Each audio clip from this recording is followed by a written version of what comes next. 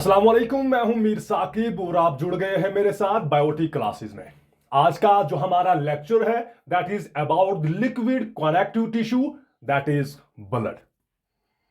Connective tissues के बारे में आप जानते हैं। कनेक्टिव टिश्यू एक ऐसा टिश्यू है that helps in supporting the body, जो हमारी बॉडी को सपोर्ट करता है, स्ट्रक्चरल सपोर्ट देता है और हमारी बॉडी को डिफरेंट ऑर्गन्स को आपस में क्या करता है, कनेक्ट करता है। यानी हमारी बॉडी को स्ट्रक्चरल सपोर्ट देता है और हमारी बॉडी को कनेक्ट करता है, डिफरेंट ऑर्गन्स को कनेक्ट करता है। ऐसे टिश्यू को हम नाम देते हैं क्या, कनेक्टिव टिश्यू। यानी हमारी बॉडी को एक तो सपोर्ट देगा, एक क्या देगा, सपोर्ट देगा, और हमारी बॉडी को क्या करता है, हमारे ऑर्गन्स को क्या करता है, हमारी बॉडी के डिफरेंट स्ट्रक्चर्स को क्या करेगा, इनको एक कनेक्ट करता है। और इसी कनेक्शन के साथ एक तो स्ट्रक्चरल सपोर्ट देगा, एक तो कनेक्ट करेगा हमारी बॉडी को, इसी के साथ साथ हमारी बॉडी को ये प्रोटेक्शन देता है। ये जो कनेक्टिव टिश्यू है हमारी बॉडी की प्रोटेक्शन में क्या करेगा, हेल्प करता है। और इसी के साथ साथ हमारी बॉडी के अंदर जो डिफरेंट मटेरियल्स होते हैं, हमारी बॉडी को जो डिफरेंट मटेरियल्स ट्रांसपोर्ट करने हैं, हमारी बॉडी को ऑक्सीजन ट्रांसपोर्ट करना है, न्यूट्रिएंट्स ट्रांसपोर्ट करते हैं, और इन न्यूट्रिएंट्स, इन मटेरियल्स को ट्रांसपोर्ट करने का काम भी कौन करता है, हमारा कनेक्टिव टिश्यू ही इसको क्या करता है, ट्रांसपोर्टेशन का काम करता है। हमारी बॉडी जो है वो मटेरियल्स को ट्रांसपोर्ट भी करती है। यानी एक ऐसा टिश्यू जो कि हमारी बॉडी को स्ट्रक्चरली सपोर्ट करता है, हमारी बॉडी का पोस्चर मेंटेन करता है, हमारी बॉडी की मूवमेंट में हेल्प करता है, हमारी बॉडी के डिफरेंट ऑर्गन्स, डिफरेंट स्ट्रक्चर्स को कनेक्ट करता है, हमारी बॉडी को प्रोटेक्शन देगा, हमारी बॉडी के अंदर मटेरियल्स को ट्रांसपोर्ट करेगा। ऐसे टिश्यू को हम नाम देते हैं क्या, कनेक्टिव टिश्यू। ठीक है ना। तो यहां पे आज हम एक लिक्विड कनेक्टिव टिश्यू की बात करेंगे, यानी ऐसा कनेक्टिव टिश्यू जो क्या है, जिसकी फॉर्म क्या है, लिक्विड फॉर्म में होता है। और इस लिक्विड फॉर्म ऑफ टिश्यू, इसको हम नाम देते हैं क्या, this liquid connective tissue is called as blood. इसको हम क्या नाम देते हैं, इसको हम ब्लड के नाम से जानते हैं। और ब्लड जो है, ब्लड का काम है मटेरियल्स को ट्रांसपोर्ट करना। हमारा जो ब्लड, हमारी बॉडी के अंदर जो है, जो ब्लड है, उसका काम क्या है, उसका काम है मटेरियल्स को क्या करना, ट्रांसपोर्ट करना। ये मटेरियल्स को पहुंचाएगा, ये ऑक्सीजन को ट्रांसपोर्ट करेगा, ये ऑक्सीजन को सर्कुलेट करेगा, ये न्यूट्रिएंट्स हमारी बॉडी की डिफरेंट सेल्स को चाहिए, उसको सर्कुलेट करेगा, उसको डिस्ट्रीब्यूट करेगा, उसको ट्रांसपोर्ट करेगा। हमारी बॉडी इनहेल करती है ऑक्सीजन, लंग्स में ऑक्सीजन पहुंच गया, यहां जो लंग्स से अब इस ऑक्सीजन को डिफरेंट सेल्स तक पहुंचाना है, और डिफरेंट सेल्स के अंदर इस ऑक्सीजन की हेल्प से रेस्पिरेशन होगी, यानी कि एनर्जी की प्रोडक्शन होगी। और जो एनर्जी हमारी बॉडी के अंदर डिफरेंट फंक्शंस परफॉर्म करने के लिए यूज की जाती है, और यही एनर्जी के लिए ऑक्सीजन चाहिए और ये डिफरेंट सेल्स तक पहुंचानी है। अब लंग जो है वो हर सेल के पास तो नहीं जाएगा ना कि ये लीजिए भाई, ये आप ऑक्सीजन लीजिए, ये ऑक्सीजन लीजिए, ये और कार्बन डाइऑक्साइड मुझे दे दीजिए, नहीं। अब लंग्स जो है ये ब्लड को ये ऑक्सीजन दे देगा, और ब्लड जो है ये इस पूरे ऑक्सीजन को बॉडी की हर एक सेल तक क्या पहुंचाएगा, ये ऑक्सीजन को ट्रांसपोर्ट करेगा। हमारी बॉडी के अंदर हम न्यूट्रिशन लेते हैं, हम फूड इनटेक करते हैं, फूड के अंदर न्यूट्रिएंट्स प्रेजेंट होते हैं, और इन न्यूट्रिएंट्स से हमें एनर्जी मिलती है, लेकिन इसका डाइजेशन स्टोमक से स्मॉल इंटेस्टाइन में हो जाता है, और स्मॉल इंटेस्टाइन से अब इन न्यूट्रिएंट्स को अब बॉडी की हर एक सेल तक पहुंचाना है, ताकि इन बॉडी की सेल्स के अंदर इस न्यूट्रिएंट से क्या प्रोड्यूस हो, इन न्यूट्रिएंट से एनर्जी प्रोड्यूस हो। न्यूट्रिएंट से क्या प्रोड्यूस हो, इनसे एनर्जी प्रोड्यूस हो।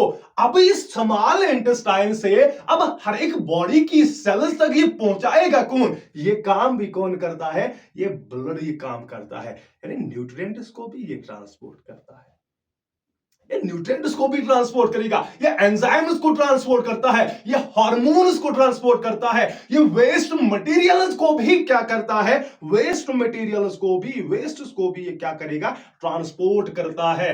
बॉडी की सेल से जो कार्बन डाइऑक्साइड प्रोड्यूस हो रहा है, जो हमारी बॉडी के लिए एक वेस्ट है, उसका कोई काम नहीं है हमारी बॉडी के अंदर, तो इसको भी तो बॉडी से रिमूव करना है। और ये काम भी कौन करता है, इसको जमा करेगा, एक्यूमुलेट करेगा कौन, इसको ब्लड लेके आएगा और लेके जाएगा किडनी के पास, लेके जाएगा, अगर गैसेस है, कार्बन डाइऑक्साइड है, लेके आएगा कहां पे, लंग्स के पास, लंग्स से थ्रू एल्वियोलाई इसकी गैसेस की एक्सचेंज होता है, ऑक्सीजन लेगा लंग से और इस लंग को क्या देगा, कार्बन डाइऑक्साइड, और वहां से फिर ये एक्सपेल होगा, बॉडी से रिमूव किया जाएगा ये कार्बन डाइऑक्साइड। दैट मीन्स ये जो ब्लड है, जो एक लिक्विड कनेक्टिव टिश्यू है, ये हमारी बॉडी के अंदर इसका काम क्या है, ये मटेरियल्स को ट्रांसपोर्ट करता है, ऑक्सीजन, न्यूट्रिएंट्स, वेस्ट मटेरियल्स, सब हर एक चीज जो है ट्रांसपोर्ट, सर्कुलेट, डिस्ट्रीब्यूट कौन करता है, ब्लड, जो कि एक लिक्विड कनेक्टिव टिश्यू है।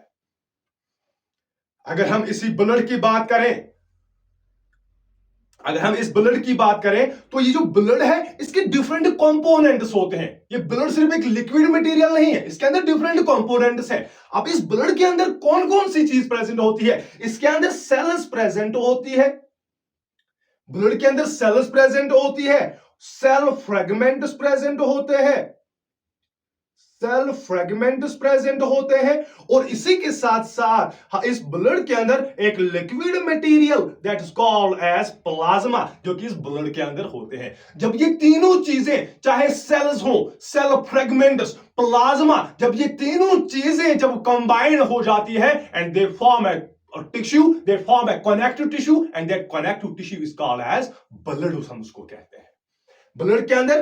दैट मीन्स हमारे ब्लड के अंदर क्या प्रेजेंट है, सेल्स प्रेजेंट है। कौन सी सेल्स प्रेजेंट होती है, एक तो आरबीसी प्रेजेंट है, रेड ब्लड सेल्स, जिनको हम एरिथ्रोसाइट्स भी कहते हैं, एरिथ्रोसाइट्स होती है हमारे ब्लड के अंदर, और एक डिफरेंट दूसरी तरह की हमारे पास सेल्स होती है, that cell is called as WBC, यानी व्हाइट ब्लड सेल्स। यानी दो तरह की सेल्स हमारे ब्लड के अंदर, हमारे इस लिक्विड कनेक्टिव टिश्यू के अंदर प्रेजेंट होती है, एंड दोनों को, एक को हम आरबीसी रेड ब्लड सेल कहते हैं, and second type of cell that is white blood cells. और इसी के साथ साथ जो कि एक लिक्विड मटेरियल हमारे इस ब्लड के अंदर प्रेजेंट होता है, that liquid material is called as plasma, that is called as plasma. Plasma क्या होता है, एक लिक्विड मटेरियल हमारे ब्लड के अंदर प्रेजेंट होता है। और इसी तरह से एक सेल फ्रेगमेंट होता है, सेल फ्रेगमेंट होता है, और ये जो सेल फ्रेगमेंट है इसको हम नाम देते हैं क्या, this is called as platelet. Platelets are not complete cells, they are cell fragments. Yeah, they are the fragments of the cells. तो चार तरह की चीजें हमारे इस ब्लड के अंदर प्रेजेंट होती है। हमारे ब्लड के अंदर सेल्स होंगी, सेल्स कौन कौन सी, आरबीसी, डब्ल्यूबीसी। सेल फ्रेगमेंट्स होंगे, सेल फ्रेगमेंट्स कौन, प्लेटलेट्स, प्लेटलेट्स होंगे। इस तरह से एक लिक्विड मटेरियल होगा दैट्स कॉल्ड एज प्लाज्मा, जो कि हमारे इस ब्लड के अंदर क्या होता है, प्रेजेंट होता है। अगर हम आरबीसीज की बात करें, अब आरबीसीज रेड ब्लड सेल्स की बात करें, जिन्हें हम एरिथ्रोसाइट्स कहते हैं, और इनका काम क्या है, ये ट्रांसपोर्ट करते हैं। ये क्या करते हैं, ये ट्रांसपोर्ट करते हैं। क्या ट्रांसपोर्ट करते हैं, इनका काम है ऑक्सीजन का ट्रांसपोर्ट करना।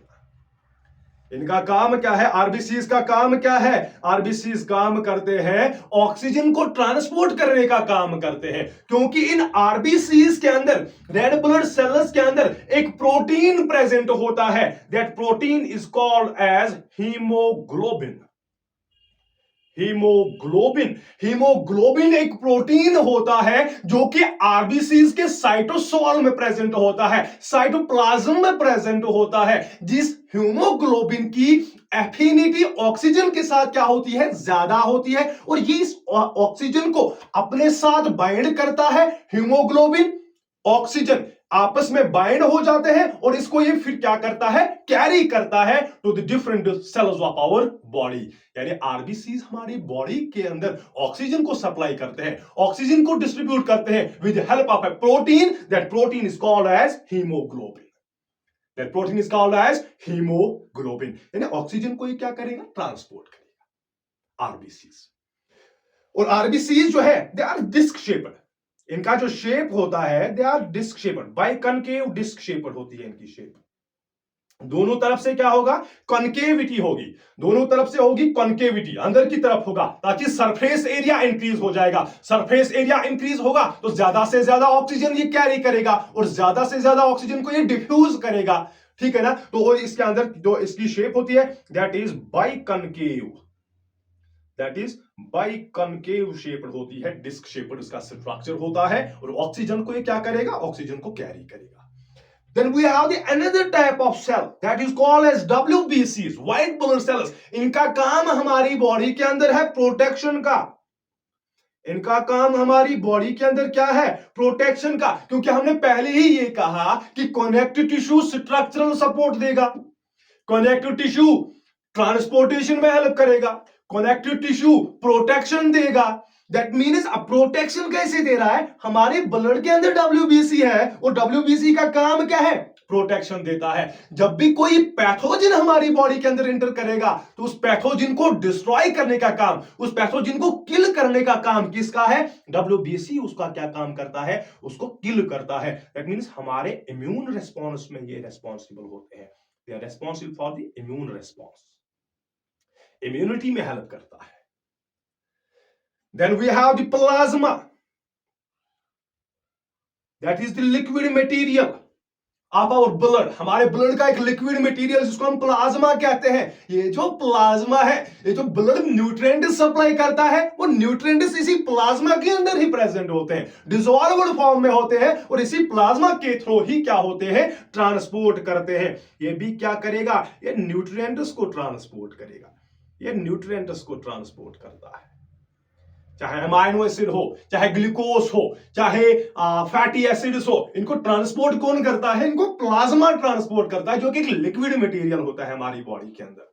और इसी तरह से दूसरा एक सेल फ्रेगमेंट हमारे इस ब्लड के अंदर प्रेजेंट होता है, तो इस सेल फ्रेगमेंट का नाम क्या है, प्लेटलेट्स इसका नाम है। और ये जो प्लेटलेट्स है ये भी हमारी बॉडी को प्रोटेक्शन में हेल्प करता है, हमारी बॉडी को प्रोटेक्शन देता है। कैसे प्रोटेक्शन देगा, कैसे प्रोटेक्शन देगा, क्योंकि ये जो प्लेटलेट्स है हमारी बॉडी के अंदर ये ब्लड क्लॉटिंग में हेल्प करता है, ये ब्लड क्लॉटिंग में हेल्प करता है। अब ब्लड क्लॉटिंग मतलब फॉर एग्जांपल अब यहां पे एक स्किन रैप्चर हो गई, टिश्यू रैप्चर हो गया तो ब्लड लॉस होता है। अब ब्लड लॉस ज्यादा होगा तो सर्वाइव करने के चांसेस कम हो जाते हैं। एक इंसान की, एक ह्यूमन की डेथ हो सकती है, एक ऑर्गेनिज्म की डेथ हो सकती है अगर एक्सेसिव ब्लड लॉस हो गया। तो इस एक्सेसिव ब्लड लॉस ना हो तो इसको प्रिवेंट करने के लिए, इस ब्लीडिंग को स्टॉप करने के लिए हमारे ब्लड के अंदर एक फ्रेगमेंट है, एक स्ट्रक्चर है जिसको हम क्या बोलते हैं, प्लेटलेट्स कहते हैं। इन प्लेटलेट्स ये क्या काम करते हैं, ये कि ये इस एक्सेसिव ब्लीडिंग को स्टॉप करते हैं, ये क्लॉट बनाते हैं, और जिस प्रोसेस को हम बोलते हैं blood clotting. That means this platelets जो है ये ब्लड क्लॉटिंग में हेल्प करते हैं, ये ब्लीडिंग को स्टॉप करते हैं, ये ब्लीडिंग को क्या करेंगे, स्टॉप करेंगे।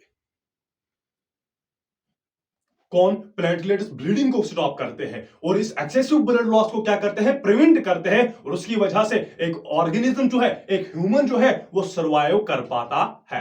दैट मींस हमारे इस ब्लड का काम जो है, ब्लड जो लिक्विड कनेक्टिव टिश्यू है, इसका काम यही है कि ये क्या करेगा, ये हमारी बॉडी के अंदर प्रोटेक्शन देगा, ट्रांसपोर्टेशन का काम करता है, ट्रांसपोर्टेशन का काम करता है। लिक्विड कनेक्टिव टिश्यू जिसे हम ब्लड कहते हैं, तो इसके अंदर क्या होता है, ब्लड प्लाज्मा होता है, इसके अंदर फॉर्मड एलिमेंट्स होती है, फॉर्मड एलिमेंट्स में से आरबीसीज यानी रेड ब्लड सेल्स होती है, डब्ल्यूबीसीज प्रेजेंट होती है इसके अंदर, और प्लेटलेट्स जिन्हें हम थ्रोम्बोसाइट्स कहते हैं, डब्ल्यूबीसीज को हम ल्यूकोसाइट्स कहते हैं और आरबीसीज को हम एरिथ्रोसाइट्स कहते हैं। अगर लोकेशन ये प्रेजेंट कहां पे होती है, ये ब्लड वेसल्स के अंदर प्रेजेंट होती है, arteries, arterioles, capillaries, venules, veins के अंदर ये आरबीसीज, ये ब्लड जो है वो क्या होता है, प्रेजेंट होता है। और हार्ट के चैम्बर्स में, हार्ट के अंदर भी तो क्या प्रेजेंट होगा, ब्लड प्रेजेंट होता है, क्योंकि हार्ट का काम ही है क्या, ब्लड को पंप करने का काम है। तो इसकी फंक्शन की अगर बात करें, ये ऑक्सीजन को ट्रांसपोर्ट करेगा, कार्बन डाइऑक्साइड को ट्रांसपोर्ट करता है, जो डब्ल्यूबीसीज है वो फैगोसाइटोसिस करते हैं, यानी जितने भी पैथोजन है उनको ये इनगल्प करेगा, उनको ये किल करेगा।